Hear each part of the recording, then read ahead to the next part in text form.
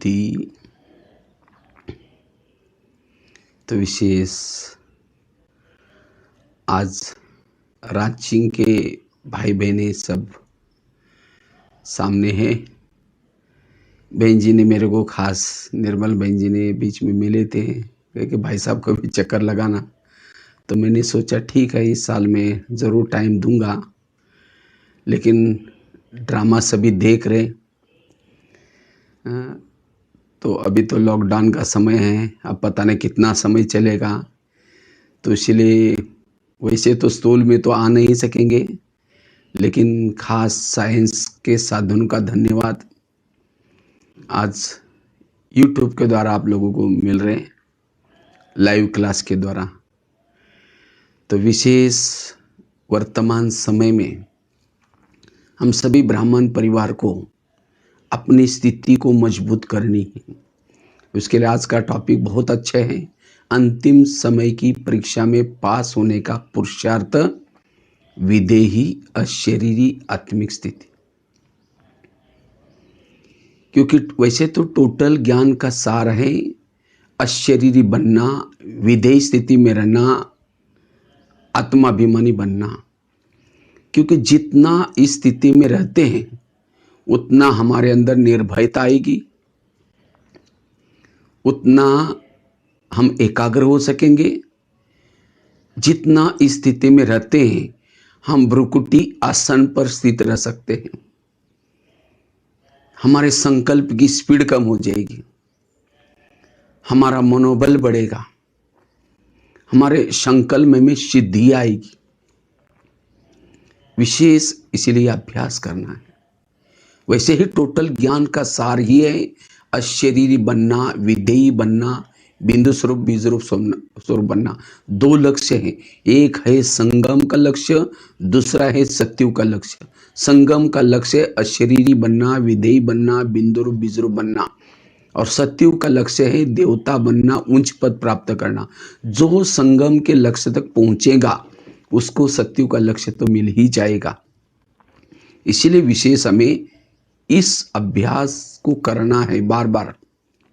ब्रह्मा बाबा ने भी विशेष अशरीरी का अभ्यास, विधेयी बनने का अभ्यास किया। इसी से हम फरिश्ता बनेंगे, इसी से कर्मातीत बनेंगे, कर्मेंद्रिय जीत बनेंगे। इतना ही नहीं, देवताओं के संस्कार और देवताओं की संस्कृति आएगी इससे अभ्यास से। अगर सत्युग में हमें देवता बनना है, इसी से अभ्यास करने से हमारे अंदर सहन शक्ति, धैर्यता, सत्यता, ईमानदारी, सारे वैल्यूज का आधार है ये स्थिति। आपस में भाईचारा आएगा। इतना ही नहीं, इस स्थिति में जितना हम सारा दिन टिके रहते हैं उतना किसी के भी दोष, ड्रामा के दोष, किसी व्यक्ति के दोष, परिस्थितियों के दोष हमें दिखाई नहीं पड़ेंगे, सब अच्छा लगेगा। इतना ही नहीं, इस विधेयी स्थिति में रहने से ही हम जीवन में आने वाली नेगेटिव परिस्थितियों को पॉजिटिव बना सकते हैं। इस स्थिति में रहने वाला नो क्वेश्चन, कोई क्वेश्चन नहीं करेगा, नो करेक्शन, ऐसा करना चाहिए, इसने ऐसा नहीं करना चाहिए, no correction, no quotation, no opposition, उसका मन चुप रहेगा।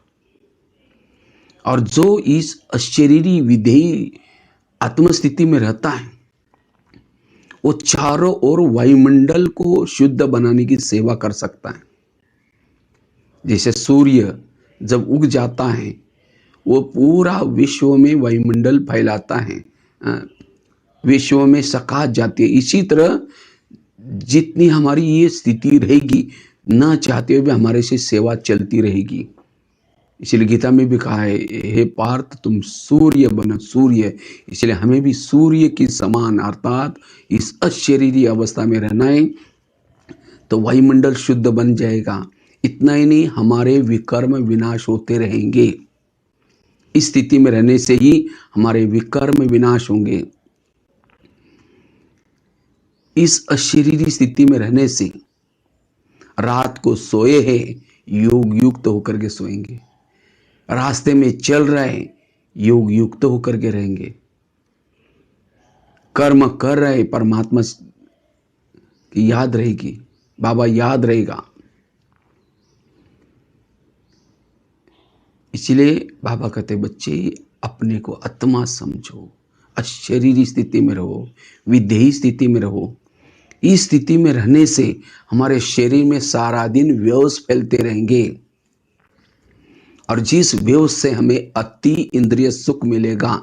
और जिन्होंने संगम युग में अति इंद्रिय सुख का अनुभव किया,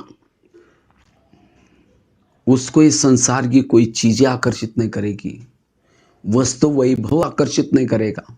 उसके अंदर से दिल से निकलेगा, पाना था सो पा लिया, मुझे कुछ नहीं चाहिए। इतना ही नहीं, इस स्थिति में रहने वाला उसको सत्युग में जाने का भी दिल नहीं करेगा। उसके सामने सोना चांदी कह के मुझे कुछ नहीं चाहिए, इतनी ऊंची स्थिति है। वास्तव में हमारा संगम का जो जन्म है ब्राह्मण, ये है पहला। सत्युग में हम जो जन्म लेने वाले वो है सेकंड जन्म। लेकिन इस जन्म का आनंद लेने के लिए इस अशरीरी का अभ्यास करना है। अशरीरी स्थिति में रहने से, विधेयी स्थिति में रहने से हमें लगेगा सचमुच मेरा हीरे तुल्य जन्म है, सचमुच में कितना महान हूं। महानता का अनुभव तब होगा जब इस अवस्था में रहेंगे। इसलिए अशरीरी स्थिति में रहना, अशरीरी विधेयी अवस्था में रहने से हमारे अंदर के जो विकार है, पुराने संस्कार है, वो हमारे ऊपर बार बार अटैक नहीं करेंगे, क्योंकि इस स्थिति से हमें सुख मिलता है। जब ये सुख मिलेगा तो हमें विकारों का सुख फीका लगेगा। कोई अगर जिलेबी खाता है उसको मुरमुरा दो, उसको फीका लगेगा, कहे कि नहीं नहीं मुझे मुरमुरा नहीं चाहिए, मैंने इतनी अच्छी चीज़ खाई। तो जिन्होंने अशरीरी स्थिति के द्वारा, विधेयी स्थिति के द्वारा, आत्मिक स्थिति के द्वारा जो सुख लिया, आत्मिक सुख लिया है, उसको ये विकारों का सुख मुरमुर के समान फीका लगेगा, वो आकर्षित नहीं करेगा। योग करते हैं, ज्ञान में चलते हैं तो भी विकार आकर्षित नहीं करते हैं। इसका मतलब मैंने उस जिलेबी का, वो अशरीरी का अनुभव नहीं किया, टेस्ट नहीं किया। इसलिए इस अवस्था में रहना है। जितना इस अवस्था में रहते हैं, आंखें खुली है, कान खुला है, देखते हुए भी न देखने की अवस्था रहेगी। लोग हमारे कर्मों से सीखेंगे, कर्मों में कुशलता आएगी। सदा हमारी स्थिति हर्षित मुख रहेगी। जितना इस अवस्था में हम टिके रहते हैं, उतना हमारे जीवन में वैल्यूज ऑटोमेटिकली आएगी। कई कहते हैं मुझे सहन ही नहीं होता है, मुझे बहुत गुस्सा आता है। सहन नहीं होता, इसका मतलब देह का भान है। सहन करने का कोई पुरुषार्थ नहीं किया जाता है। जैसे बीज बोया, वृक्ष आएगा, फिर वृक्ष को फल लगते हैं, फलों का पुरुषार्थ नहीं किया जाता है, पुरुषार्थ करते बीज बोने का। इसी तरह जब हम आत्म अभिमानी अशरीरी में रहेंगे तो हमारे जीवन रूपी फल वृक्ष में सहन शक्ति, धैर्यता, सत्यता, ये वैल्यूज ऑटोमेटिकली आएंगे। इसलिए अगर मेरे जीवन में वैल्यूज नहीं है, इसका मतलब मेरा ये पुरुषार्थ कम है। इसलिए बाबा कहते बच्चे अशरीरी स्थिति में रहो, इस विधेयी अवस्था में रहो। और अंतिम समय का पेपर, विभिन्न प्रकार के पेपर होंगे। अभी तो एक ही कोरोना का पेपर आया है सभी के सामने, आगे चल करके 4 प्रकृति का पेपर, संस्कारों का पेपर, हमारे जो संस्कार है दिन प्रतिदिन और भी उछलते रहेंगे। ईविल आत्माओं का पेपर, विनाश का पेपर, चारों तरफ से खान पान का, सामाजिक सारी प्रकार पेपर आएंगे। ऐसे पेपरों में हमारी अवस्था अचल अडोल रहे। इतना ही नहीं, अनेक हमें रोने वालों की आंखों के आंसू पोंछने वाला, दूसरों को धैर्य देने वाला बनना है। तब कर सकेंगे जब हमारी स्थिति अशरीरी है, आत्मिक है। इसीलिए बाबा कहते बच्चे ये पुरुषार्थ करो। वास्तव में ज्ञान का जो विस्तार है, ज्ञान का विस्तार है अशरीरी बनाने के लिए। अशरीरी बनाने के लिए बाबा ने ड्रामा का ज्ञान, कर्मों का ज्ञान, जो हुआ अच्छा ज्ञान, ये सारा ज्ञान दिया था हमारा आत्मिक स्थिति बने। वास्तव में परम धाम से परमात्मा क्यों आया है? परमात्मा आया है हमें अशरीरी बनाने के लिए, विदेही स्थिति में स्थित कराने के लिए। सत्युग कब आएगा? जितना हम अशरीरी स्थिति में रहेंगे, सत्युग नजदीक आएगा, जल्दी आएगा। ये कलयुग क्यों आया? कलयुग आया हम देह भान में आने के कारण। इसलिए जितना हम ये पुरुषार्थ करते अशरीरी का, विधेयी का, उतना हमारे अंदर देवताओं के गुण आएंगे। इसलिए ये पुरुषार्थ हमें करना जरूरी है। आकाश के चंद्रमा को पानी में देखना है, पानी स्थिर चाहिए। परम धाम के परमात्मा को मन में देखना है, हमारा मन स्थिर चाहिए। जैसे राम और रावण का युद्ध चलता है, राम रावण का एक सिर काटता है, फिर दूसरा काटता है, रावण नहीं मरता। विभीषण आता है, उसके कान में एक बात सुनाता है, कहता है ऐसा नहीं मरेगा, उसके नाभि में तेल लगाओ। और जब नाभि में तेल लगा तो रावण क्या हो गया? मर गया। तो आज हम भी रावण को मारने में लगे हैं, कोई 10 साल से, कोई 20 साल से, लेकिन नहीं मर रहा है। क्यों? क्योंकि हम उसके सिर काटने में लगे हैं। कभी क्रोध का काटते हैं, दोबारा जुड़ जाते हैं। कभी लोभ लालच का काटते हैं, दोबारा जुड़ जाते हैं। कभी काम का काटते हैं, दोबारा जुड़ जाता है। क्यों? हमने नाभि में तीर नहीं लगाया। नाभि अर्थात देह भान। इसलिए शॉर्टकट का पुरुषार्थ। अभी हमारे पास समय बहुत कम है और कम समय में हमें अगर विजयी बनना है, इसलिए इस अशरीरीपन की धून लगा दो। आत्मिक स्थिति में स्थित रहने का पुरुषार्थ करो। जैसे सीता के सामने जब रावण आता है, वो माचिस की तिल्ली जला करके रख देती है, तो रावण उसको टच भी नहीं करता। इसी तरह हम रावण के राज्य में रहते हैं। इस रावण के राज्य में रहते हुए भी रावण के विकारों से बचने के लिए, रावण से बचने के लिए ये आत्मा की तिल्ली भ्रुकुटी में सदा जलती रहे। ये ज्योति को सदा जागृत रखो, तब रावण से बच जाएंगे। इसलिए ये अभ्यास को हमें बढ़ाना है। मुझे लगता है आप कोई भी मुरली उठा करके पढ़ो, बाबा ज्ञान की विस्तार सुनाते सुनाते कहते बच्चे आत्मा समझ करके अब मुझे याद करो, आत्मा समझो, आत्मा समझो। क्यों? यह अभ्यास बहुत महत्व का है। इसी से हम अंतिम परीक्षा में पास हो जाएंगे। तो हम ये अशरीरी का अभ्यास कैसे करें, वो तो मैंने आपको महत्व गिनाया। ये अशरीरी का अभ्यास कितना महत्व का है, लेकिन हम इसका अनुभव कैसे करें, उसके लिए क्या हम पुरुषार्थ करें, उसके ऊपर थोड़ा सी चर्चा करते हैं। वास्तव में सबसे बड़ा विकार है देह का भान। काम क्रोध तो बाद में आया, पहले आया देह भान, बाकी विकार आ गए।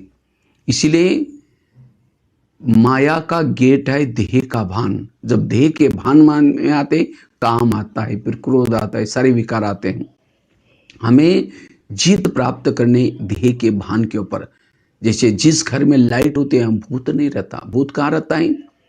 जहाँ अंधेरा है। इसी तरह दोपहर के बाद क्या हो गया, धीरे धीरे आत्मा की लाइट थोड़ा कम होती गई। जैसे लाइट कम होती गई भूत घुसते गए और आज ये शरीर रूपी घर हमारा भूत बंगला बना हुआ है। इसके अंदर काम का भूत, क्रोध का भूत, सभी के अंदर भूत घुसे हुए। तो इसीलिए अब हम इन भूतों को निकालना है। तो भूतों को निकालने के लिए आत्मा की लाइट जला कर रखो। जिन्होंने ये आत्मा की लाइट जलाई, भूत ऑटोमेटिकली भाग जाएंगे। इसलिए हमें यह अभ्यास करना है। एक भाई ने मुझे क्वेश्चन पूछा, कहते भाई साहब अगर कोई बर्फ के पास जाएगा तो क्या अनुभव होना चाहिए? बर्फ का अनुभव होना चाहिए, ठंडा का अनुभव होना चाहिए। अगर कोई आग के सामने जाए तो उसको गर्मी का अनुभव होना चाहिए। तो कोई गरीब हो, उसके लिए कोई कमेंट करने की भी जरूरत नहीं। लेकिन ऐसा ही कोई अगर समझो बाबा सर्वशक्तिवान है, अगर उसके सामने कोई बैठेगा, उसको क्या ना अनुभव होना चाहिए? शांति का, शक्ति का, सब अनुभव होना चाहिए। लेकिन कहता है मुझे कुछ अनुभव हुआ ही नहीं। उसको डाउट आया थोड़ा। वो कहता है मैं मधुबन में आया था और डायमंड हॉल में बाबा आए थे, 4 घंटे बैठे थे बाबा, और मैंने जुगाड़ करके बिल्कुल सोफे पर नज़दीक जगह लिया था। 4 घंटा तक मैं बैठा रहा, मुझे कुछ भी अनुभव नहीं हुआ। ऐसे कैसे? तो मैंने उसको एक छोटी सी एग्जाम्पल देकर बताया। हमने कहा अगर कोई बड़ा सा चुंबक है और उस चुंबक के सामने लोहे के टुकड़े डालो तो क्या हो जाएगा, फटाफट खींच लेगा। इसका मतलब चुंबक बहुत पावरफुल है। अगर उस चुंबक के सामने कुछ लोहे को टुकड़ों को कुछ बड़े से कपड़े के थान के अंदर, बड़े से कपड़े के अंदर लपेट लपेट लपेट करके फिर डालो, कीजिएगा, हिलेगा भी नहीं। इसका मतलब चुंबक खराब है। चुंबक अच्छा है। वो लोहे के टुकड़ों को हमने क्या किया है, कपड़े के थान के अंदर लपेट करके डाला, इसीलिए नहीं खींच रहा है, नहीं हिल रहा है। इसी तरह बाबा भी एक चुंबक है, सर्वशक्तिवान है, लेकिन बाबा के सामने अगर जो देह भान के कपड़े के अंदर लपेट करके बैठेगा वो कुछ भी अनुभव नहीं होगा। इसीलिए मधुवन में बाबा मिलन के लिए जब आने के लिए जो नियम थे, 1 साल तक जो ज्ञान में चलता है, पवित्रता की धारणा की है, खान पान शुद्ध है, रेगुलर मुरली सुनता है, उसको ही मधुवन में आने का परमिशन मिलता था। क्यों? 1 साल तक ज्ञान में चलेगा, पवित्रता की धारणा होगी, खान पान शुद्ध होगा, तो नियम संयम ठीक हो गए तो थोड़ी तो आत्मिक स्थिति बनेगी। और जो थोड़ा आत्मिक स्थिति में रहता है फिर जब बाबा के सामने आएगा वो अनुभव होगा।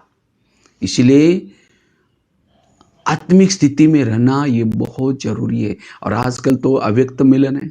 अव्यक्त मिलन की अनुभूति करने के लिए हमें क्या करना है, इस अशरीरी स्थिति में रहना बहुत जरूरी है। और जितना हम अशरीरी स्थिति में रहेंगे हम अव्यक्त मिलन निरंतर कर सकते हैं। एक गीत भी है ना, यही कहीं बाबा नजर नहीं आते। नजर किसको नहीं आते? जो देह के भान में है उसको बाबा दूर, बहुत दूर अनुभव होता है, लेकिन जो आत्मिक स्थिति में रहता है उसको बाबा बहुत नज़दीक, जैसे रोज़ मुझे मिल रहा है, बाबा मुझे पालना कर रहा है, ये अनुभव होगा। इसलिए हमें इस देह के भान को छोड़ना है, विधेय स्थिति में रहना है। लेकिन वो कैसे रहे उसके लिए जैसे मैं बता रहा था कि 5-6 बातें मैं सुनूंगा। तो सबसे पहली बात है, अगर विधेय स्थिति में रहना है, अशरीरी स्थिति में रहना है, पवित्रता की धारणा बहुत इंपॉर्टेंट है। जितना हमारे पास पवित्रता की ऊर्जा है उतना हमारे भ्रुकुटी में सदा दीपक आत्मा की ज्योति जलती हुई अनुभव होगी। क्यों? पवित्रता और आत्मिक स्थिति, अशरीरी स्थिति, इसका कनेक्शन क्या है? जैसे कोई दीपक होता है, दिया होता है। पहले ज़माने में जब लाइट नहीं रहती थी तो दिया जलाते थे। तो इसी तरह योगी भी एक दिया है और इस शरीर के चारों तरफ बैकग्राउंड बनाओ तो एक दिया और आत्मा उसकी ज्योति है। दिया तब जलता है जब दिए के अंदर केरोसिन है। इसी तरह इस शरीर में जितनी पवित्रता की ऊर्जा है उतना हमारा आत्मा का दीपक निरंतर जगता रहता है। अगर इतना हम पवित्र हैं तो भी आत्मा अभिमानी की अनुभूति नहीं है, इसका मतलब पवित्रता की कहीं ना कहीं कमी है। इसलिए मनसा वाचा कर्मना पवित्रता की संभाल रखनी है। और आजकल तो माया ने तो बहुत सारे साधन ऐसे बनाए, इसलिए हमें विशेष ध्यान रखना है मेरी पवित्रता कैसी है। पर चिंतन करते हैं, निंदा करते हैं, निगेटिव सोचते हैं, स्थूल पवित्रता भी और मनसा वाचा कर्मना की भी पवित्रता। तो जितनी हमारी पवित्रता ऊंची है उतना हम अशरीरी का अनुभव कर सकते हैं। और केवल पवित्र रहने से भी नहीं चलेगा। दिए के अंदर तेल है लेकिन बीच में बाती नहीं है तो माचिस लगाओ, नहीं जलेगा। कि पूरा डब्बा भी खत्म हो जाएगा तो भी नहीं जलेगा। क्यों? क्योंकि बाती का काम है नीचे जो केरोसिन है उसको ऊपर फ्लेम तक पहुंचाना। इसी तरह हमें भी क्या करना है, हमें स्मृति रूपी बाती, स्मृति में रहना है। बाबा कहते हैं ध्यान में रहो, सदा ध्यान मेरे में लगाओ। परम धाम में बाबा चांद सूरज तारंगन के पार रहता है। हमारी मन बुद्धि सदा परम धाम में रहे और जितनी मन बुद्धि परम धाम में रहती है हमारे शरीर में जो पवित्रता की ऊर्जा है वो ऊपर चलेगी और ऊपर जाकर के यहाँ दीपक जलता रहेगा। जैसे फ्लेम का भोजन, जो दिए की बात मैं बता रहा था, फ्लेम का भोजन है केरोसिन। इसी तरह आत्मा का भोजन है पवित्रता। इस पवित्रता को हमें ऊपर ध्यान लगा करके यहाँ तक पहुँचाना है, तब दीपक जलता रहेगा। तो आत्मिक स्थिति का अभ्यास करने के लिए, अनुभव करने के लिए हमें पवित्रता की धारणा जरूरी है। जितना जिसके पास पवित्रता है उतना उसके दीपक का प्रकाश ज़्यादा से ज़्यादा होगा। अगर हमें विश्व का राजा बनना है तो हमारी आत्मा की लाइट विश्व तक जानी चाहिए। एक होता है 40 का बल्ब, दूसरा एक होता है 0 का, फिर 40 का, 60 का, 100 का, 120 का, मरकुरी का। तो इसी तरह चेक करो मैं कितना वोल्ट का बल्ब, ये अभी भी टिमटिमा वाला है। वो दिवाली में कभी लगाते हैं, शो में लगाते हैं, यो करते थोड़ा जग गया फिर बाद में बंद हो गया, फिर जग गया फिर बंद हो गया। ऐसा तो नहीं। हमें अपनी लाइट को, जहाँ तक लाइट को पहुँचाएंगे उतना एरिया के राजा बनेंगे। विश्व का राजा बनना है, मेरी आत्मा की लाइट उतनी ही पावरफुल सारा दिन चाहिए। इसीलिए पवित्रता की धारणा। दूसरी बात है, अगर अशरीरी का अनुभव करना है, विधेयी स्थिति का अनुभव करना है, उसके लिए निरहंकारी बनो। जितना निरहंकारी उतना निराकारी। निरहंकारी स्थिति बहुत जरूरी है, क्योंकि अगर कोई बात का अभिमान आता है, अभिमान वालों के संकल्प बहुत चलते हैं। अरे मुझे तो पूछा ही नहीं, मैंने इतना सहयोग किया, मैंने ये किया और मुझे धोखा दे दिया। जब योग में भी बैठेगा उसको बार बार वही संकल्प, अपमान के संकल्प चलेंगे। वो सोल कॉन्शियस में नहीं रह सकता। आकाश के चंद्रमा को पानी में देखना है, पानी स्थिर चाहिए। इसलिए निरहंकारी, हर परिस्थिति में निरहंकारी बनना है। कोई गाली दे, कोई अपमान करे, कोई पूछे ना पूछे, स्थिर हो। मान अपमान में सब में स्थिर हो, और जो स्थिर है निरहंकारी है। इसीलिए आजकल स्कूल कॉलेज में बच्चों की केवल आईक्यू डेवलप की जाती है। आईक्यू मतलब इंटेलिजेंट क्वेश्चन, और जिसकी आईक्यू ज़्यादा है उसके अंदर ईगो डेवलप होता है। मैं होशियार हूँ, मैं सब कुछ जानता हूँ, मुझे सब कुछ पता है। और इसीलिए आजकल लोगों में तनाव, टेंशन क्यों है? क्योंकि स्कूल कॉलेज में उसकी केवल आईक्यू है। इसीलिए आईक्यू के साथ EQ emotional, MQ moral, SQ spiritual, और जिसके 4 पाँव मजबूत है वो जाकर के निरहंकारी बनेगा। इसीलिए हमें भी निरहंकारी बनना है। कभी भी हमारे अंदर कोई कला है, कोई विशेषता है, उसका अभिमान न हो। वास्तव में जीवन के अंदर की जो कला है, विशेषता है, जो भी हमें प्रभु ने हमारा भाग्य बनाने के लिए दी हुई कला है, हमारा नहीं है, वो प्रभु की देन है। प्रभु की देन को अपना समझना अमानत में ख्यानत है। इसीलिए निरहंकारी बनो। मैंने भी रांची आया था, उस समय भी अनुभव सुनाया था। मैंने खुद मेरे जीवन में भी देखा। वैसे तो मैं कहाँ, महाराष्ट्र में एक छोटे से गांव में रहता था। 11 साल स्कूल भी नहीं गया था। 11 साल के बाद स्कूल में गया।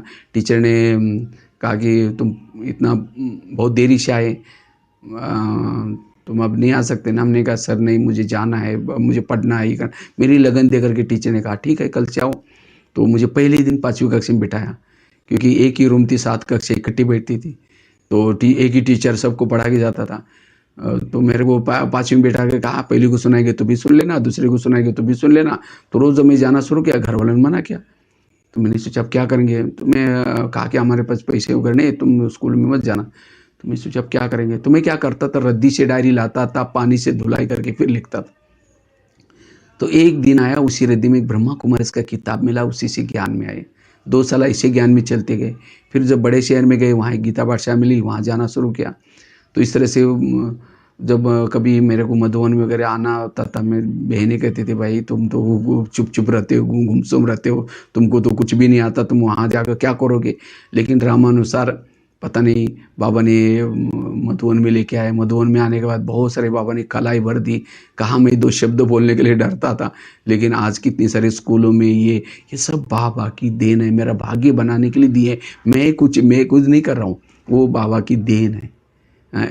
इसलिए अगर मैं समझो वाह मैं तो बहुत अच्छा क्लास कराता हूँ, मैं ये करता हूँ, मैं लिखता भी रहता हूँ, अगर उसका अभिमान है, अभी भी मैं कहीं भी भारत जाता हूँ, स्लीपर में जाता हूँ, पूरा इंडिया में कई जगह पर ट्रैवलिंग किया, कभी भी एसी की टिकट नहीं निकल।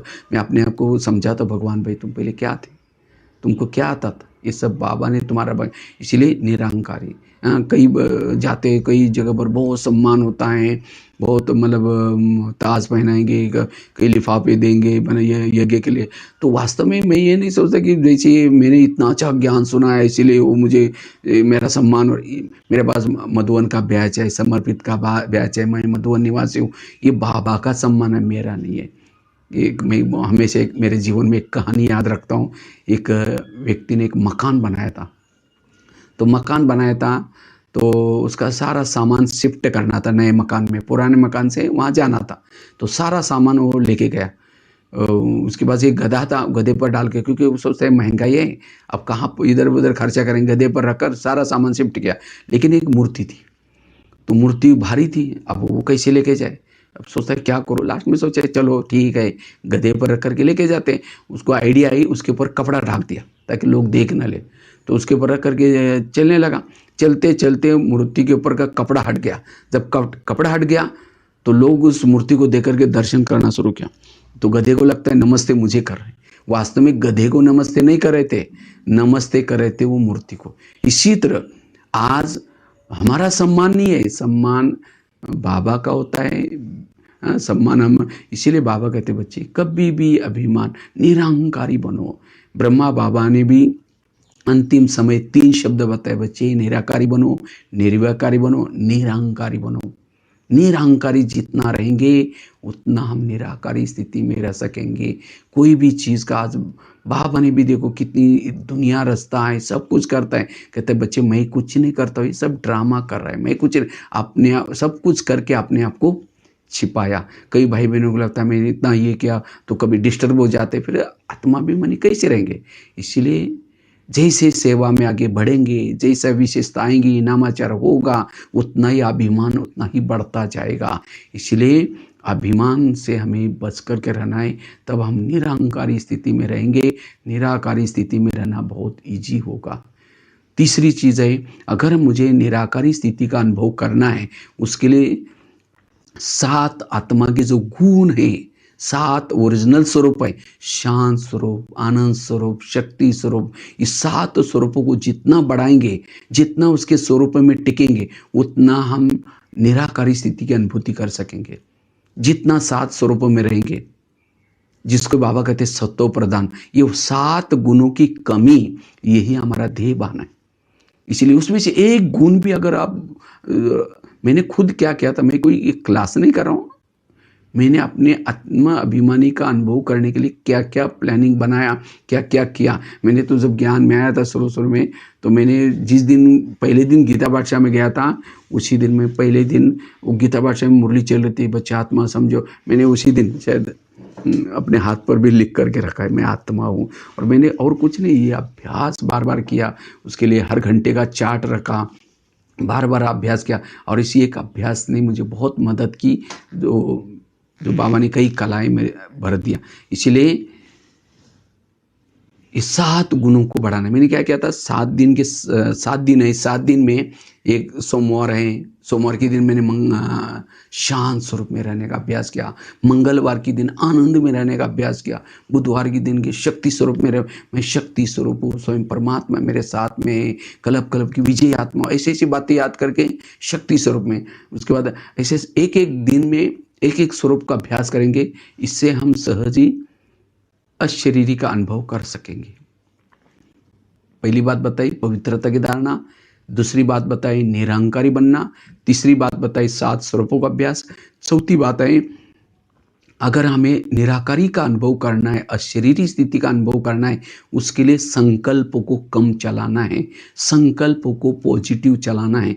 जो संकल्प को कम चलाता है, पॉजिटिव चलाता है, उसकी ऊर्जा बचती, उसी ऊर्जा का नाम है आत्मा।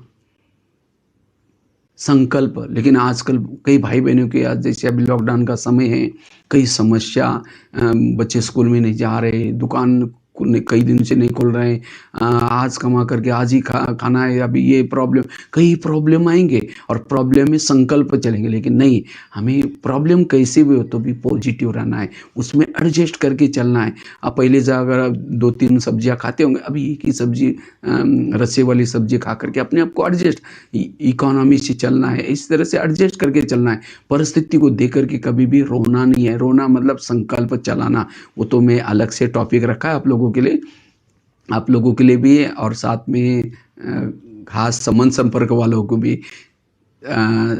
जीवन को सकारात्मक शैली बनाने का तरीका, पॉजिटिव लाइफस्टाइल, सकारात्मक जीवन शैली उसके ऊपर रखा है, तो ऊपर उसमें गहराई में इसके बारे में बताएंगे। तो कहने का मतलब संकल्पों को कम चलाएंगे, जितना संकल्प कम चलाएंगे उतना हम निराकारी स्थिति में रह सकेंगे। नहीं तो अगर सारा दिन संकल्प विकल्प चलाएंगे, शाम को योग में बैठेंगे, लाल लाइट चल रहा है, गीत बज रहा है, शुरू करेंगे मैं आत्मा हूँ, शांत स्वरूप हूँ, फिर कहेंगे मेरे को उन्होंने क्यों बोला, फिर कह के ठीक है मैं आत्मा हूँ शांत, फिर कह के सबके बीच में क्यों बोला, फिर कह के ठीक है मैं आत्मा हूँ। हाँ, उस योग लगेगा ही नहीं। इसीलिए संकल्पों को कम, और जितना संकल्पों को कम चलाते हैं, संकल्पों को बचाते हैं, उतना हम निराकारी स्थिति में रह सकेंगे। उसके बारे में विस्तार तो उसी दिन के क्लास में बताएंगे। 4 बातें बताए। 5वीं बात है, अगर हमें निराकारी स्थिति का अभ्यास करना है, अनुभव करना है, निराकारी स्थिति में रहने के लिए यथार्थ योग करना है। जितना योग आप यथार्थ करेंगे उतनी हमारी आत्मा की बैटरी चार्ज हो जाएगी। योग यथार्थ अर्थात विधि पूर्वक, जैसे आजकल का मोबाइल का ज़माना है, मोबाइल को चार्ज कैसे करते हैं, उसको ला करके प्लग के पास रखेंगे, दोनों तारे डालेंगे, स्विच चालू करेंगे, और ऐसे नहीं कि तारों को बार बार डाल रहे निकाल रहे, नहीं, 1-2 घंटा क्या करेंगे, स्थिर करके उसको रखेंगे। इसी तरह तब वो चार्ज हो जाता है। तो इसी तरह ये शरीर भी हमारा एक मोबाइल है, आत्मा उसकी बैटरी है। तो आत्मा रूपी बैटरी को चार्ज करने के लिए हमें भी क्या करना है, प्लग अर्थात बाबा का कमरा या सेवा केंद्र, समझो अभी तो हम तो लॉकडाउन के समय सेंटर पे तो नहीं आ सकते, लेकिन घर में बैठ करके भी जहाँ बाबा का फोटो है, अगर फोटो नहीं होगा कोई बात नहीं, हमें बुद्धि और मन के द्वारा घर में बैठ करके भी अमृत वेला का 1 घंटा करना है। फिर मुरली सुनने से पहले भी आधा घंटा योग करना है। तो जितना हम विधि से करेंगे, मन बुद्धि को परम धाम में बाबा के साथ ज्वाइंट करेंगे, उतना हमारे आत्मा रूपी बैटरी चार्ज हो जाएगी। इसलिए हमें रोज मेडिटेशन जरूर करना है, योग जरूर करना है। योग से ही आत्मा की बैटरी चार्ज हो जाती है, आत्मा में ताकत आती है, बल आते हैं। इसलिए बाबा बार बार मुरली में कहते हैं, बच्चे मुझे याद करो, याद करो। इसलिए हमें रोज क्या करना है, मनोरंजन के रूप में अलग अलग सोमान लेकर के अलग अलग प्रकार के हमें क्या करना है, याद करना है। जितना यथार्थ याद करेंगे, चेक करो ध्यान में बैठने के बाद भी मेरा ध्यान का है। ये तो कई बार क्या होता है, बैठे योग में मन बुद्धि कहीं और है। जैसे भक्ति मार्ग में यही क्या, माला जप रहे राम राम राम राम राम, देखना भाई बिल्ली दूध ना पे राम राम राम, ध्यान कहीं और है और हाथ से माला। इसी तरह यहाँ योग में बैठे मैं आत्मा हूँ, शांत स्वरूप हूँ, अचानक थाली का आवाज़ आए, कहेंगे बेटा तुमने क्या गिरा है, थोड़ा ध्यान से देखना। फिर कहेंगे मैं आत्मा हूँ, शांत स्वरूप। अगर वो थाली का आवाज़ आया, इसका मतलब ध्यान कहाँ था, ध्यान तो यहाँ था। और जब ध्यान ही आए तो मन का है, मन भी है। जब ध्यान और मन यहाँ है तो पर कौन गया, कोई नहीं गया। अब शरीर तो बैठा है लेकिन मन बुद्धि तो भटक रहे, तो आत्मा की बैटरी चार्ज नहीं होगी। फिर कहते पता नहीं हम योग तो करते हैं लेकिन फिर भी अशरीरी का अनुभव नहीं होता, आत्मा का अनुभव नहीं होता, क्योंकि योग में मन बुद्धि भटक रही थी। इसलिए हमें मन बुद्धि को यथार्थ बाबा में लगाना है, और तब जाकर के हम आत्मिक स्थिति का अनुभव कर पाएंगे यथार्थ। उसके लिए आंखें खुली रखनी है, आंखें खुली रख करके, बुद्धि रूपी आंख खुला करके, नहीं तो ऐसे नहीं योग में बैठे आंखें बंद है, तो ये आंखें बंद तो बुद्धि रूपी आंख भी बंद, दोनों आंखें बंद तो बाबा शक्ति कैसे देगा। इसलिए योग की भी विधि, उसका भी टॉपिक अलग है, फिर कभी देखेंगे। तो कहने का मतलब विधि पूर्वक हमें योग करना है, और दोनों तारे डालनी है, मन बुद्धि। अच्छा तारे तो डाली, बाजू का बटन रात भर बंद था तो भी हम आत्मा की बैटरी चार्ज नहीं होगी। जैसे स्थूल मोबाइल भी चार्ज होगा ही नहीं। तो स्विच चालू करते हैं, तो स्विच अर्थात स्मृति, बाबा ने मेरे ऊपर कितना उपकार किया, बाबा ने मुझे क्या से क्या बनाया। जितनी स्मृति गहरी उतना योग गहरा। इसीलिए स्विच चालू, अच्छा स्विच चालू किया, फिर कभी तार प्लग में डाल रहे, कभी निकाल रहे, तो भी चार्जिंग नहीं होगा। तो हम क्या करते, योग में बैठेंगे, कई चीज़ें मैं कई बार सुनाता रहता हूँ। समझे कोई माता योग लगाने के लिए आ रहे हैं, आते आते रास्ते में देखे कि बहुत अच्छा सब्जी वाला जा रहे हैं, फिर सोचेंगे चलो बहुत अच्छी सब्जी है, उसे सब्जी ले लेंगे। फिर सोचे चलो बाद थैला तो लाए नहीं, चलो बाद में ले लेंगे। फिर कहेंगे मैं आत्मा हूँ, शांत स्वरूप, वही बातें याद आएगी। इसीलिए योग में बैठते समय हमें कोई भी प्रकार की बातें बार बार याद ना आए, तब हम योग का अनुभव कर सकेंगे। तो स्विच चालू करना है, तारे डालना है, और मन बुद्धि बाबा में लगाना है, और जितना स्मृति गहरी करेंगे उतना हमारी बैटरी चार्ज होगी। तो जिन्होंने योग का अभ्यास, और ख़ास तो अशरीरी का अनुभव करने के लिए, विधेय स्थिति का अनुभव करने के लिए अमृत वेला यथार्थ करना है। क्लास के पहले भी आधा घंटा योग करना है। भले अभी लॉकडाउन का समय है, सेंटर तो बंद है, लेकिन तो भी हमें मोबाइल से सुनते हैं, ऑनलाइन में सुनते हैं, तो मोबाइल के सामने बैठो या फिर बाबा कमरा वहाँ बैठ करके आधा घंटा योग करो। समझो 7 बजे मुरली आपके पास आती है, तो आप क्या करो, 6:30 से तैयार होकर के बिल्कुल आधा घंटा एकाग्र होकर के योग करना है, फिर मुरली सुननी है। तब उस मुरली की बातें हमें समझ में आएंगी, मुरली से नशा चढ़ेगी और हमारी अशरीर सवेरे सवेरे 3 चीज़ों से अशरीरी हम बन सकते हैं। इन 3 चीज़ों से मनोबल बढ़ता है। इसीलिए आधा, केवल ऐसा नहीं कि बस अब 7 बज गए मोबाइल खोल करके सीधा मुरली सुनना शुरू करो। शाम तक पूछेंगे आज की मुरली क्या थी, हाँ बहुत अच्छे थे, एक पॉइंट तो बताओ बहुत अच्छे थे, क्यों, गर्म तवे पर पानी डाल दिया। इसीलिए आधा आप अभी जब लॉकडाउन खुलेगा उसके बाद सेंटर में भी आप क्या करना, बिल्कुल मुरली से पहले आधा घंटे के लिए योग के लिए जरूर जाना। मधुबन में भी नियम है, सारे सेंटर पर ये नियम है, लेकिन आजकल मैं तो कई सेंटर पर जाता हूँ, कई भाई बहन ढीले होते जा रहे हैं, अब आराम से जाएंगे फिर मुरली सुन के आएंगे, तो फिर वो अशरीरी का अनुभव नहीं होगा, विधेय स्थिति का अनुभव नहीं होगा। तो सवेरे सवेरे 3 चीज़ें करके, अमृतवेला, क्लास के पहले योग और मुरली, जो 3 चीज़ें करता है वो सहज ही सोल कॉन्शियस बनता है। सारा दिन कितनी भी परिस्थिति आई, बातें आई, उसका कोई उसके ऊपर प्रभाव नहीं पड़ेगा। इसलिए विधि पूर्वक योग। कितनी बातें हो गई? 4। 5वीं बात है, अगर हमें अशरीरी का अनुभव करना है, विधेय स्थिति का अनुभव करना है, अलग अलग सोमानों के अभ्यास करना है। जितना सोमानों में रहेंगे, सोमानों में रहने से हमारी आंतरिक शक्तियाँ जागृत होती हैं। मैं शिव शक्ति हूँ, मैं पवित्रता की देवी हूँ, और रोज़ अलग अलग प्रकार के सोमान लो। और वास्तव में जिसके अंदर जिस प्रकार का विकार है, जिस प्रकार के पुराने संस्कार हैं, तो जैसे अगर किसी को खांसी है तो डिस्पेंसरी में जाकर के क्या करता है, वो खांसी की दवाई मांगता है। ऐसे नहीं कि खांसी है और सिर दर्द की दवाई ले लो। इसी तरह मेरे अंदर के कौन से संस्कार है, कौन सी बीमारी, उसी बाबा की मुरली एक प्रकार की डिस्पेंसरी है, और उसी डिस्पेंसरी से हमें वही पॉइंट लेने हैं, वही सोमान लेने हैं, और उस सोमान को अभ्यास करने से उस विकारों की बीमारी, उसका प्रभाव थोड़ा कम हो जाएगा।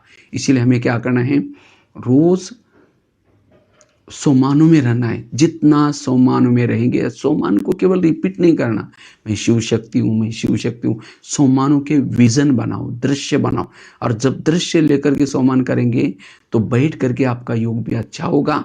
कर्म में भी आपको सोमान की स्थिति में रहेंगे तो भी आपका योग अच्छा लगेगा। समझो एक विजन आपको सुनाते हैं। समझो सोमान है, मैं शिव शक्ति हूँ, तो ये आपको कल सोमान लेना है। तो जैसे अमृत वेले से शुरू करना है। अमृत वेला योग में बैठे हैं, योग में बैठे जैसे पहले तो आत्मचिंतन करो, मैं आत्मा कितनी भाग्यशाली हूँ, ऊपर से आई हूँ, 84 जन्म लिया, 84 जन्म में मेरा कितना अच्छा हीरो पार्ट रहा, हर जन्म में अच्छा पार्ट रहा। उसके बाद अब मेरी रिटर्न जर्नी है। अब मैं आत्मा, ये शरीर मेरा एक डब्बी है, मैं आत्मा हीरा हूँ। ये शरीर मेरा एक मंदिर है, मैं आत्मा मूर्ति हूँ, मैं आत्मा हूँ। अब मैं आत्मा धीरे धीरे अव्यक्त वतन की तरफ जा रही हूँ। उसके लिए मैं एक प्रकाश का शरीर में प्रवेश करती हूँ, प्रकाश का शरीर में धारण करती हूँ। इस स्थूल से शरीर से निकल करके मैं प्रकाश के शरीर में प्रवेश करती हूँ। जैसे मैंने उसके अंदर प्रवेश किया, मैं बिल्कुल हल्की हो गई, जैसे मेरे सारे बोझ खत्म हो गए। अब मैं इस प्रकाश के शरीर में बैठ करके ऊपर की तरफ जा रही हूँ, अव्यक्त वतन में, चांद सूरज तारांगन के पार। जैसे अव्यक्त वतन में प्रवेश किया, ब्रह्मा बाबा अव्यक्त शरीर में, प्रकाश के शरीर में तपस्या कर रहे। मुझे देखते जैसे बाबा उठ करके खड़े हो गए और मुझे गले लगाया, गले लगाया। बाबा ने जैसे मुझे गले लगाया, मैं लाइट माइट बनती जा रही, मेरी जन्म जन्मांतर की सारी थकान मिटती जा रही। फिर बाबा मुझे सामने सामने दृष्टि दे रहे। दृष्टि देते देते मैं शक्तिशाली बनती जा रही। धीरे धीरे मेरा प्रकाश का शरीर भी लोप होता जा रहा है। मैं एक ज्योति बिंदु बन गई। उस बिंदु को बाबा ने हाथ में लिया, हाथ में लेकर के दृष्टि दे रहे, फिर ऊपर उछाल दिया। मैं ज्योति बिंदु आत्मा, आप सीधा परम धाम में पहुंची हूँ। परम धाम में जहाँ सर्वशक्तिवान है, बिल्कुल परम धाम में सर्वशक्तिवान की किरणों के नीचे जिसको मैं ढूंढ रही थी मंदिरों में, वो मेरे सामने है। बाबा को मिल रहे, बाबा से शक्ति लेकर के, चार्ज होकर के, अशरीरिक अनुभव करके मैं आत्मा धीरे धीरे वापिस फिर नीचे अव्यक्त वतन में आई। फिर एक प्रकाश में शरीर में हूँ, ब्रह्मा बाबा के सामने हूँ। बाबा याद दिला रहे, बच्चे तुम साधारण, तुम तो शिव शक्ति हो, तुम तो पवित्रता की देवी हो। कल पहले भी तुमने माया पर जीत प्राप्त किया था, असुरों का संहार किया था। तुम्हारा वही कार्य करने का समय आ पहुँचा है। तुम इस संसार में जाओ और तुम घबराओ नहीं, मैं तुम्हें ड्रामा के डाल देता हूँ, ज्ञान की तलवार देता हूँ, पवित्रता का कवच देता हूँ। बाबा अनेक अस्त्र शस्त्र मुझे दे रहे, विजय का तिलक लगा दिया मस्तक पर और कहता है मैं स्वयं शिव तुम्हारे साथ में हूँ, तुम शिव में शक्ति हूँ। ऐसे करके दृष्टि देते ही मेरे अंदर शिव की काफ़ी सारी शक्ति आई। मैं सचमुच शिव शक्ति की अनुभूति कर रहे। मेरे पास शक्ति का प्रतीक त्रिशूल है। मैं अनेक अस्त्र शस्त्र लेकर के, बाबा से आशीर्वाद लेकर के अब नीचे भक्तों का उद्धार करने के लिए नीचे जा रही हूँ। नीचे जाती हूँ, नीचे जाते ही मंदिर में जाती हूँ, जहाँ से भक्तों का आवाज़ आ रहा है। मंदिर के पीछे के दरवाजे से मूर्ति के पास जाकर के खड़ी हूँ। अनेक भक्तों को बाबा से प्राप्ति हुई शक्तियाँ दे रही हूँ, मस्तक के द्वारा दे रहे, वरदानी हाथों के द्वारा। एक मंदिर से दूसरे मंदिर में जा रहे, तीसरे मंदिर में जा रहे, कई शहरों में जा रहे, कई विदेशों में जा रहे, वहाँ सभी को सकाश दे रहे, पहाड़ी पर स्थित होकर के सकाश दे रहे। मैं शिव शक्ति हूँ, मैं शिव शक्ति हूँ। बीच में बाबा से बात कर रहे, वो मीठे बाबा, कहाँ मैं थी, मुझे आपने क्या से क्या बनाया, आपने मेरे ऊपर कितना उपकार किया, मुझे शिव शक्ति बनाया। मैं आपके उपकार को कभी नहीं भूल सकती हूँ। मैं आपकी विश्व परिवर्तन के कार्य में सहयोगी बनूंगी। इसके लिए माँ शीतला बनकर के शीतलता की किरणें फैलाऊंगी। मैं शीतला हूँ, शीतलता की किरणें फैला रहा हूँ। माँ दुर्गा बनकर के सबके दुर्गुण हारूंगी। मैं माँ दुर्गा हूँ। माँ लक्ष्मी बनकर के सबको ज्ञान धन लुटाऊंगी। मैं माँ लक्ष्मी, मैं शिव शक्ति हूँ। तो सारा दिन जैसे योग में किया, फिर इस तरह से मैं शिव शक्ति हूँ। सारा दिन चलते फिरते भी भले घर में रहते, लेकिन मैं एक शिव शक्ति हूँ। बाबा ने मुझे यहाँ अनेक संसार में लोगों का उद्धार करने के लिए भेजा है। जब इस सम्मान में रहेंगे, आपकी एक्टिविटी भी चेंज हो जाएगी, आपको देखने वाला उस भावना से देखेगा। तो ये है सम्मान। ये तो एक विज़न बनाया, ऐसे हमने काफ़ी सारे लगभग 2000 विज़नों के अभ्यास किया होगा। तो ऐसे अगर हम सम्मान में रहते हैं तो कर्मों में भी योग लगेगा। बैठ करके पता ही नहीं चलेगा आपको 1-2 घंटा कब बीत जाएगा। ये तो कईयों को तो लंबा समय बैठने के लिए ये प्रॉब्लम होता है। तो ये अभ्यास करेंगे तो सब सहज आम व्यर्थों से बच जाएंगे और निराकारी स्थिति में रहेंगे। सम्मानों के अभ्यास। तो पहली बात कौन सी बताई? पवित्रता की धारणा। दूसरी बात बताई निरंकारी बनना। तीसरी बताई 7 स्वरूपों का अभ्यास। चौथी बात बताई संकल्प को कम चलाना, संकल्प को बचाना। पांचवी बात बताई यथार्थ योग। छठी बात बताई सम्मानों के अभ्यास। और लास्ट की 7वीं बात सुना करके पूरा करते हैं। अगर हमें आत्मा की अनुभूति करना है, अशरीरी स्थिति में रहना है, विदेही स्थिति में रहना है, उसके लिए जितना हम अलग अलग प्रकार की वैरायटी प्रकार के अभ्यास करेंगे, जो मैंने एक शुरू में एक बहुत सुंदर अभ्यास किया था, वो अभ्यास आपको बताता हूँ। बाबा ने पहले लेसन में सुनाया, शरीर हमारी गाड़ी है और आत्मा उसका कौन है? ड्राइवर है। जैसे गाड़ी का ड्राइवर क्या करता है, सारा दिन गाड़ी को घुमा करके रात को कहाँ लगाता है? गैरेज में लगाता है। इसी तरह शरीर हमारी गाड़ी है, आत्मा उसका ड्राइवर है। तो हमें अपना शरीर रूपी गाड़ी को सारा दिन घुमा करके सेवा करके रात को उसको गैरेज में लगाना है। गैरेज क्या है? बेड। तो गैरेज में गाड़ी में लगा करके, जैसे ड्राइवर गाड़ी को लगाता है, कवर ढाकता है, गाड़ी को नमस्ते करता है, लॉक करता है, और आजकल के जो मकान बनाते हैं बड़े बड़े शहरों में, मुंबई में, दिल्ली में, बड़े बड़े शहरों में, नीचे से पिलर उठा करके पार्किंग नीचे होता है, रहने का ऊपर होता है। इसी तरह ये 3 लोग हैं। 3 लोग में भी क्या है? सृष्टि है पार्किंग, और रहने का हमारा कहाँ है? ऊपर। चाहे अव्यक्त वतन में जाओ, चाहे परम धाम में जाओ, हमें अपने शरीर को बेड रूपी गैरेज में लगा दिया, बेडशीट कंबल डाल दिया, गाड़ी को नमस्ते भी करो, क्योंकि 84 जन्म में बहुत शरीर मिले, लेकिन ये शरीर बहुत महत्व का है। इसी 84 जन्म की कमाई हो रही है, इसलिए उसको नमस्ते भी करो। और उसके बाद ऊपर जैसे सीढ़ी चढ़ करके जा रहे, या लिफ्ट से जा रहे, ऊपर जाते हैं, व्यक्त होता का बेल बजा दो, ब्रह्मा माँ ने दरवाजा खोला, बाबा को सारा समाचार सुनाओ, इस शरीर के द्वारा मैंने क्या क्या सेवा की। अगर किसी के ऊपर गुस्सा किया तो बाबा को कि सॉरी बाबा, मैंने तो बहुत कोशिश की, लेकिन वो ऐसा बोल दिया इसलिए मैंने गुस्सा किया, क्योंकि हम इस गाड़ी के मालिक नहीं है, अब गाड़ी बाबा की है। अगर कुछ होता है तो इसलिए बाबा को सुना करके सॉरी बोल करके, कल ऐसा नहीं होगा, सब चार्ट दे करके बाबा की दृष्टि लेकर के जब तकिया पर सिर रखते हैं, समझो कि ब्रह्मा बाबा की गोदी में सिर रख रहे हैं।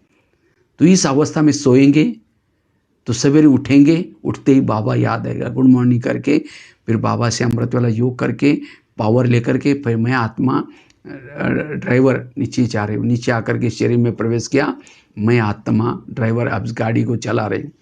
किसी को भी देखते भ्रुकुटी में, वो भी ड्राइवर है, वो भी भ्रुकुटी में बैठ करके अपनी गाड़ी को चला रहे।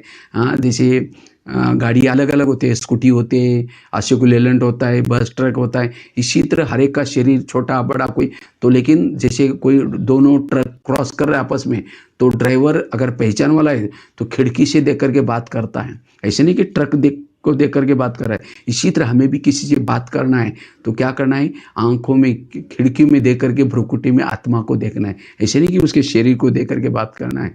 इसीलिए आत्मा को देख करके बात करो तो विकार में भावना नहीं आएंगी, विकारी संस्कार नहीं आएंगे। इसलिए मैं आत्मा हूँ, ये शरीर मेरी गाड़ी है, मैं ड्राइवर ऊपर से आया हूँ, सारा दिन ऊपर का भान याद रहेगा। तो ये अभ्यास भी कर, बीच बीच में गाड़ी को रोक करके, जैसे यहाँ से कोई दिल्ली जा रहा है तो ऐसा नहीं कि सीधा दिल्ली चला जाता है, बीच बीच में गाड़ी को रोकता है। और कहीं अगर उसका घर है, ड्राइवर का घर में जाएगा, अगर घर नहीं तो होटल में जाता है, होटल नहीं तो ढाबा तो होता है। इसी तरह हमें बीच बीच में क्या करना है, रुक करके घंटे 2 घंटे के बाद 2 मिनट के लिए क्या करो, परम धाम में जा कर के आओ। अगर परम धाम याद नहीं आया तो क्या करो, मधुवन में आ जाओ बाबा कमरे में। मधुवन याद नहीं आया तो ढाबा तो है, सेंटर तो है, कम से कम सेंटर की बाबा के कमरे को याद करो 2 मिनट के लिए, तब भी आपके अंदर एक ताकत आएगी, ऊर्जा आएगी और वेरत जो चलता है वो स्टॉप हो जाएगा, जिसको बाबा कहते हैं ट्रैफिक कंट्रोल। तो हमें भी क्या करना है, बीच में जैसे वो ड्राइवर घर में जाता है, घर नहीं आए तो होटल में जाता है, होटल नहीं तो ढाबे तो होते हैं। तो इसी तरह अगर इस गाड़ी का भी एग्जाम्पल याद रखेंगे, मैं आत्मा ड्राइवर हूँ, ये शरीर मेरी गाड़ी है, मैं आत्मा हूँ, आत्मा हूँ, अनुभव। वास्तव में शरीर क्या है, जैसे कोई एक सोने का डब्बा लिया, सोने के डब्बे के अंदर कुछ लेट्रिन डाल दिया, कुछ हड्डी मांस डाल दिया, कुछ बहुत ढेर सारा कप डाल दिया और उस बॉक्स को सोने के बॉक्स को आपके हाथ में दिया, सोने के डब्बे को आपके हाथ में दिया और आपको कहा इसको प्यार करना, चुंबन लेना, साथ में रखना, कभी इधर उधर नहीं रखना। कहेंगे नहीं नहीं इसके अंदर कितना गंदा है, मैंने आंखों से देखा है, उसको तो ये करेंगे ना, उसे निगलेक्ट करेंगे। हाँ, तो इसी तरह शरीर क्या है, शरीर में वही कप भरा हुआ है, हड्डी मांस भरी हुई है, उसके अंदर बहुत सारा ढेर लेट्रिन भरा हुआ है और ऊपर से एक सोने का पैकिंग है। लेकिन आज हम कितना बार बार आईने को तोड़ते रहते हैं, देखते रहते हैं, आईने को देखेंगे मैं कितना, लेकिन नहीं, आत्मा को देखो। आज हमारी वैल्यू तब है जब हमारे अंदर शरीर में आत्मा है, मगर आत्मा बहुत महत्व की है। इसलिए आत्मा को देखना, आत्मा से बात करना। अगर किसी का शरीर आकर्षित भी लगता है, क्यों लगता है, क्योंकि हम चमड़ी को देखते हैं। इसलिए आत्मा को देख करके बात करो। जब आत्मा को देखेंगे, अगर किसी का शरीर आकर्षित लगता है तो बिना चमड़ी का उसका शरीर देखो, अपने ऊपर भी प्रयोग करो, शरीर के भान से अलग रहेंगे। इसलिए शरीर में रहते हुए भी इसके ट्रस्टी बनो। इसलिए जैसे आजकल मूर्तियां बनाते, कैसे बनाते, गणेश दुर्गा किसके बनाते हैं, आप बांस को छिल करके उसके ऊपर घास बांधते, घास बांध करके क्या करेंगे, घास क्यों बांधते, नहीं तो वो कीचड़ मिट्टी तो उसको चिपकेगी नहीं, इसलिए घास बांधते हैं। फिर उसके ऊपर क्या करते हैं, कीचड़ लगाते हैं, कीचड़ लगा करके क्या करते हैं, उसको पेंटिंग करते हैं, पेंटिंग करके कपड़े पहनाते, फिर श्रृंगार करते हुए मूर्ति। इसी तरह शरीर भी क्या है, अंदर हड्डियों का ढांचा, हड्डियां मतलब बांस, उसके ऊपर बहुत सारी नसें हैं। क्यों, इससे हमारा खून मांस चिपका हुआ है, नसें ना होती तो ये गिर जाता। और बहुत सारी नसें बॉडी के अंदर, और उसके ऊपर क्या भाई, खून मांस है, और उसके ऊपर पेंटिंग है, काला पेंटिंग, पीला पेंटिंग। अब जिसका पेंटिंग गोरा है तो मैं तो बहुत अच्छा हूँ, मैं कितना देहाभिमान आएगा। लेकिन अंदर क्या है, जो चाहे कोई काली मूर्ति हो, चाहे कोई कैसी, अगर ऊपर का जो पेंटिंग हटाओ तो वही है अंदर है। तो अंदर जो जीवाणु हैं, शरीर के अंदर जीवाणु है, ये जीवाणु जिंदे हैं, इसलिए हम बात कर सकते हैं, आपस में बैठ सकते हैं। क्यों जिंदे? क्योंकि आत्मा है, आत्मा की लाइट पूरा बॉडी में फैल रहे, इसीलिए वहाँ के जीवाणु जिंदे। अगर आत्मा चली गई, लाइट गई, तो ये डेड बॉडी हो गया। इसलिए आत्मा वैल्यूबल है। मैं आत्मा हूँ और आत्मा कभी भी मरती नहीं। चाहे भूकंप आ जाए, चाहे कोई आग में किसी को डाल दे, कुछ भी होता है, तो आत्मा कोई शस्त्रों से भी नहीं करती। आत्मा अजर अमर अविनाशी है, हम कभी भी मरते नहीं हैं। इसीलिए ये विनाश में अभी जो होगा भूकंप, ज्वालामुखी, कितना 1 सेकंड का होगा, और उस समय अगर मैं अभ्यास नहीं होगा आत्मा का, तो डर लगेगा, भय लगेगा, क्या होगा, कैसे होगा, और डर करके चिल्ला करके शरीर छोड़ेंगे, तो सत्युग में कहाँ जाएंगे? सत्युग में नहीं जाएंगे, क्योंकि सत्युग के बच्चे बिल्कुल शांत होते हैं। आजकल देखते हैं ना, कई बच्चे तो जब जन्म लेते हैं तो बहुत रोते हैं, बहुत चिल्लाते हैं। क्यों? उसका लास्ट का जो शरीर छूटा है, ऐसे ही कुछ दर्दनाक सीन से छूटा हुआ है। इसीलिए हमें विनाश के डर से बचने के लिए ये बहुत काल का अभ्यास है। ये आत्मा हूँ, मैं आत्मा हूँ, इसलिए सारा दिन हमें ये आत्मा की अनुभूति होती रहे। और जितना, जिसको बाबा कहते हैं अंतर्मुखी, आजकल लॉकडाउन का समय है, तो लॉकडाउन में कहते हैं घर में रहो, घर में रहो, सोशल डिस्टेंसिंग रखते हुए रहो, बीच बीच में सैनिटाइज करो, और क्या करो, मास्क भी पहनो, मास्क भी पहनो, मास्क पहनो। मतलब वास्तव में घर में रहना मतलब भले स्थूल घर में भी रहो, साथ में अपने शरीर में रहो, अपने शरीर में रह करके अपने से बातें करो। आज तक जैसे हम इतना दिन क्या करते थे, फलाना से बात करें, पड़ोसी कौन है, घर में क्या है, कभी किसी से। इसीलिए शायद कोरोना के कारण आज सभी को टाइम मिला अपने से बातें करने का। तो इसी तरह हमें भी इस संगम युग में अपने शरीर में रह करके अपने से बातें करो। मेरी आंखें क्या कर रहे, कान क्या सुन रहे, मुंह क्या बोल रहा है, मन कहाँ सोच रहा है। जैसे आजकल के माँ बाप इतने बिजी होते हैं, बच्चे कहाँ जा रहे हैं, किसके संग में जा रहे हैं, उनको पूछने का टाइम ही नहीं है। और जब बच्चे गलत काम करते हैं, उनकी आंखें खुल जाते हैं, बच्चों ने ऐसा कैसा किया। अगर रोज उनको पूछे, बेटा आज तुमने क्या देखा, तुम कहाँ गए थे, तुमने क्या क्या खाया, किसके संग में गए थे, सारा रोज चार्ट लेंगे तो बच्चे गलत काम नहीं करेंगे। इसी तरह हमें भी रोज क्या करना है, इस शरीर में बैठ करके रोज अपने इंद्रियों से बातें करो। हे आंखें, तुमने आज क्या देखा, हे कान, तुमने क्या सुना, क्या ये सुनना जरूरी था मेरे लिए। हे आंखें, तुमने यूट्यूब की या गलत चीजें क्यों देखी, कि मेरे लिए जरूरी थी, कल अगर तुम देखेगा तुमको सजा दूंगा। हे कान, तुमने गलत सुना, तुमको मैं सजा दूंगा। एक एक इंद्रियों पर शासन करो, जिसको कहते हैं मुख मास्क, मतलब अपने से अंदर अंतर्मुखी बनो, अपने से बातें करो, और बीच बीच में इनकी महिमा भी करो। कान से महिमा करो, हे कान, तुम मेरे कितने सहयोगी है, तुम तो मेरे बॉर्डर पर हो, और मेरा तुम्हारे पर विश्वास है, तुम मेरा कोई भी अहित नहीं करोगे, क्योंकि जिसका विश्वास है उसको ही बॉर्डर पर रखते हैं। तो इसीलिए हे कान, तुम बॉर्डर पर हो, लेकिन कभी कभी तुम गलत सुनते हो, बॉर्डर तुम मेरा खाते हो, मेरे राज्य में रहते हो, और मुझे कभी धोखा देते हो। कई परचिंतन की बातें सुनी, व्यर्थ बातें सुनी, तो आत्मा को धोखा दे दिया। इसीलिए तुम्हें कोई धोखा नहीं देना, अगर देगा तो मैं उनको सजा दूंगा। हे आंखें, मुझे 84 जन्म में बहुत आंखें मिली, लेकिन तुम्हारे जैसे भाग्यशाली आंखें कोई नहीं मिली, क्योंकि तुम्हारे द्वारा मैंने सत्यम शिवम सुंदरम को देखा है। क्या प्रभु को देखने बाद तुम्हारे पेट नहीं भरा? इस संसार की व्यर्थ बातें क्यों देखते हो? अगर देखेगा तुमको सजा दूंगा। तो इसी तरह हर इंद्रियों से, पाँव, तुम भी मेरे इस राज्य के शान हो, अगर तुम ना होते तो मैं सेवा करने के लिए कैसे जाता। सेवा की हाथ से कर्मना, लेकिन आधा वहां पाँव को मिलते हैं। क्यों? पाँव सारी इंद्रियों को सिर पर उठाकर लेके चलता है। मुख ने भाषण किया, किसने लाया? पाँव ने लाया। इसलिए कोई भी व्यक्ति घर में आता है, उसके चरण छूते हैं, चरण तुम्हारा धन्यवाद इस व्यक्ति को। लेकिन हे चरण, तुम कभी कभी किसी का परिचिंतन करने के लिए भी लेके जाते हो। परिचिंतन किया मुख ने, आदि बदुआएं तुमको भी मिली, क्योंकि तुम लेके गए। अगर तुम उस समय कहता नहीं नहीं, मैं ऐसे गलत काम के लिए मैं राजा को धोखा नहीं दूंगा, आत्मा को धोखा नहीं दूंगा, इसीलिए हे मुख, तुमको जाना है, तुम जाओ, कल परसों आओ, मैं नहीं जाऊंगा। अगर पाँव ना वहां जाएगा तो मुख जाएगा। इसीलिए आज इंद्रियों से बातें करो और उसको अपना सहयोगी बनाओ। और जब इंद्रिया सहयोगी बनेगी कब कर सकेंगे? जब आत्मा की स्वरूप में रहेंगे।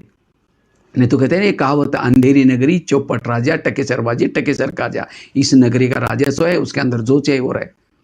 इसलिए आत्मा के स्वरूप में रहो, सारी इंद्रियां के वश में रहेगी। और जो संगम में जिसने इंद्रियों पर शासन किया वो भविष्य का राजा है।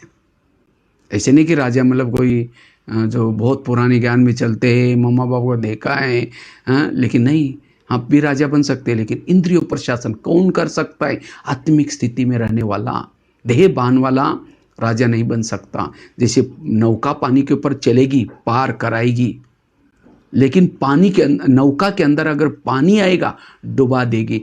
जो इंद्रियों को चलाता है वो पार हो जाता है, जिसको इंद्रिया चलाते वो डूब जाता है। इसलिए ये आत्मा हूँ, आत्मा हूँ, मैं आत्मा हूँ, इसका अभ्यास करके, जैसे घर में कोई बड़ा है, छोटे चुपचाप रहेंगे। अगर घर में कोई बड़ा ही नहीं है, सब मनमाने करना शुरू करते हैं, सब आपस में लड़ते रहते हैं। इसी तरह इस शरीर में जब आत्मा का भान है, सभी अपनी अपनी ड्यूटी एक्यूरेट करते हैं। जब आत्मा का भान नहीं है तो कान जो चाहे सुनेगा, मुख जो चाहे बोलेगा, आंखें जो सारी गड़बड़ करते हैं और इसी विकर्म बन जाते हैं। इसीलिए आत्मिक स्थिति में रहने से हमारे से भूलें भी नहीं होंगी, हमारे से कोई भी गलत काम नहीं होगा, हमारा सब एक्यूरेट चलेगा। इसीलिए निराकारी स्थिति का अभ्यास करना है, विधेयी स्थिति में का अभ्यास करना है, तब हम अंतिम समय के पेपरों में पास हो जाएंगे। इसलिए अंतिम समय के पेपर में पास होने के लिए यह अभ्यास करना है। उसके लिए हमने एक 5-6 बातें सुनाई, आप लोग ज़रूर इसका अभ्यास करके, शॉर्टकट का ही पुरुषार्थ है। जैसे बताया, समझो राम रावण का युद्ध चल रहा था, राम रावण का एक सिर काटता है, दूसरा काटता है, लेकिन नहीं कटता, दोबारा जुड़ जाते हैं। जब विभीषण ने बात सुनाई तब जाकर के मर गया। इसी तरह हमें भी क्या करना है? ये निराकारी का अभ्यास करना है, इसके पीछे मेहनत करो। हम बाकी सब मेहनत कर रहे हैं, लेकिन ये मेहनत नहीं करेंगे तो अंत में फेल हो जाएंगे, फिर पश्चाताप होगा। इसीलिए हमें, जो आत्मा की मेहनत करेगा उसको और बातों में सफलता जल्दी मिल जाएगी। बाबा ने 4 सब्जेक्ट रखे, ज्ञान, योग, धारणा, सेवा। किसी लिए चारों सब्जेक्ट का सार भी है निराकारी बनना।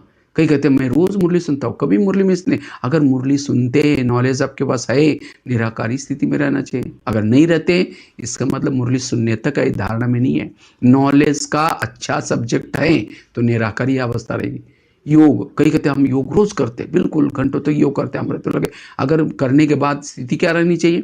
निराकारी। अगर नहीं है, इसका मतलब योग कहीं और लगा था, मन बुद्धि कहीं और भटकी थी। शरीर वहाँ बैठा था बाबा कमरे में, लेकिन मन बुद्धि कहीं जा गया था। इसलिए ध्यान में बैठने के बाद भी चेक करो ध्यान कहाँ है। कई कहते मैं जब से ब्राह्मण बना बिल्कुल सारी धारणा मैंने पक्की की है। अगर धारणा अच्छी है, निराकारी स्थिति चाहिए।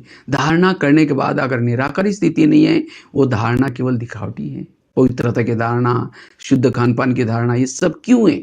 इससे हमारी निराकारी स्थिति बनाने में मदद मिलती है। कई कहते हमने बहुत सेवाई की, बहुत सेवाई की, अगर सेवा करने के बाद भी स्थिति निराकारी नहीं है, वो सेवा नाम मान शान के लिए, दिखावटी के लिए। इसीलिए सेवाओं से दुआएं मिलते ही उससे हमारी अशरीरी स्थिति रहते हैं। इसलिए हमें अशरीरी स्थिति का अभ्यास करना है। इसलिए जितना अशरीरी स्थिति में रहेंगे, हमें अंत में हम पास हो सकेंगे। ठीक है, इसके लिए 6-7 बातें सुनाई, इसको करेंगे और अनुभव करेंगे। इसी के साथ साथ बहुत बहुत धन्यवाद। फिर बहन जी ने तो और एक टाइम मांगा है, तो वो सब के लिए आप अपने घर वालों को भी, आज तो आप लोग अकेले बैठे होंगे जो ज्ञान में चलते हैं, लेकिन उसी समय तो आप लोग परिवार वालों को, क्योंकि टॉपिक ऐसा है, तो आप बैठेंगे, उसका भी आनंद लेंगे। बाबा ने भी देखो ये साधन दिए हैं, तो साधन को भी यूज़ करने, क्योंकि जैसा समय वैसी सेवा। तो इतना दिन तो स्कूल में जा कर के सेवा करते थे, लेकिन अब ये बाबा ने सेवा दी है तो वो भी करेंगे। ये भी धीरे धीरे पता ना आगे चल करके साधन भी मिलेंगे ना मिलेंगे। इसलिए ठीक है, ओम शांति, ओम शांति।